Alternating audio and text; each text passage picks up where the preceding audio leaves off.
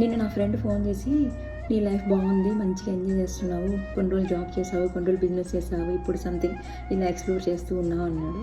నేనేమన్నా అంటే, నేను వేరే వాళ్ళకి ఫోన్ చేసి నీ లైఫ్ బాగుందే, నాకు ఏంటి టార్చరు సంథింగ్ నా థింకింగ్ ఉంటుంది కదా. నేను థింక్ చేసినట్టు మీరు థింక్ చేయరు, మీరు థింక్ చేసినట్టు నేను థింక్ చేయలేను. ఎవరి థింకింగ్ వాళ్ళకు ఉంటుంది. సో ఇప్పుడు తనేమంటుంది, వేరే వాళ్ళ లైఫ్ గురించి నాకు చెప్తుంది, ఆ పిల్ల లైఫ్ బాగుందే ఇట్లా అని. దీనివల్ల ఒక చిన్న స్టోరీ మీకు చెప్తాను. ఒక చెట్టు కింద సాధు కూర్చొని జపం చేసుకుంటూ ఉంటాడనమాట. అదే చెట్టు మీద ఉన్న కాకి ఏడుస్తూ ఉంటుంది. అదే కన్నీటి బొట్టు వచ్చి సాధు భుజం మీద పడుతుంది. సాధువు అడుగుతాడు, ఎందుకు ఏడుస్తున్నావు అంటే, నన్ను చాలా చిన్న చూపు చూస్తున్నారు, నేను నల్లగా ఉన్నాను, నాకు ఒక్కోసారి చచ్చిపోవాలనిపిస్తుంది, నాకు నా జీవితం నచ్చట్లేదు అని అంటాడనమాట. అప్పుడు సాధువు ఏమంటాడంటే, దేవుడు మనకిచ్చిన దాంట్లోనే మనం సంతోషంగా ఉండాలి అని అంటాడనమాట. అయినా నేను చెప్తే ఇప్పుడు వినే మూడ్లో నువ్వు లేవని కాకితో అనేసి కాకికి అడుగుతాడు, సరే నువ్వు ఎలా మారాలనుకుంటున్నావు చెప్పు, నేను అలా మారుస్తానని చెప్తాడనమాట. వెంటనే కాకి, నేను హంసలాగా మారాలనుకున్నాను అంటదనమాట.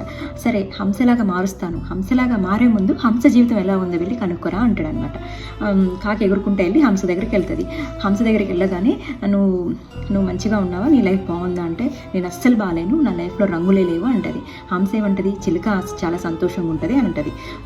మళ్ళీ చిలుక దగ్గరికి ఎగురుకుంటూ వెళ్తుంది. చిలుక దగ్గరికి వెళ్ళగానే చిలుక ఏమంటుంది, నా లైఫ్లో రంగులు ఉన్నాయి కానీ నేను పంజరంలో ఉంటాను కదా అంటది. నెమలైతే రంగులున్నాయి, స్వేచ్ఛగా ఎగరగలదు, నెమల జీవితం చాలా బాగుంటుంది అని. మళ్ళీ కాకి ఎగురుకుంటూ వెళ్ళి నెమల దగ్గరికి వెళ్తుంది. నా జీవితంలో రంగులున్నాయి, స్వేచ్ఛగా ఎగరగలను, కానీ నా పింఛాలని తుంచినప్పుడల్లా నాకు ఎంత పెయిన్ ఉంటుంది తెలుసా, ఆ పెయిన్కి ఒక్కోసారి నాకు చాలా బాధ అనిపిస్తుంది.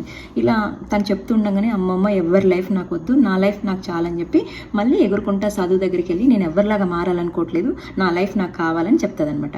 దీని పరమార్థం ఏంటంటే, పిండి కొద్దీ రొట్టె అంటారు కదా, ఎంత లైఫ్కి అంత కష్టాలు ఉంటాయండి. అది మీరు ఇంకోటి నమ్ముతారో లేదో, ఇప్పటికి మనం ఇలా బతుకుతున్నాం అంటే చాలా సంతోషించాలి, దేవుడికి చాలా కృతజ్ఞత చెప్పుకోవాలి. ఇలాంటి లైఫ్ కావాలని ఎన్నో కోట్ల మంది అనుకుంటూ ఉంటారు.